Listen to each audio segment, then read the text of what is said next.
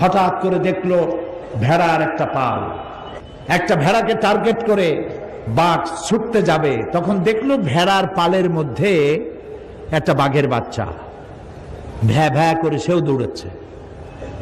বাঘ চিন্তা করলো আমার স্বগোত্রীয় বাঘের বাচ্চা ভেড়ার সাথে দৌড়ায়, ই কি আশ্চর্য কথা। ওর ক্ষুধা টুধা মিটে গেছে, ভেড়ারে টার্গেট বাদ দিয়া বাঘের বাচ্চারে টার্গেট করছে। দৌড়াই গিয়ে ওর ধরছে, চাপিয়া ধরে কামড়াইয়া নিয়ে আসছে জঙ্গলের মধ্যে। বাঘে বিড়ালে শিয়ালে তার বাচ্চা কামড়ায় আনে, দেখছেন না?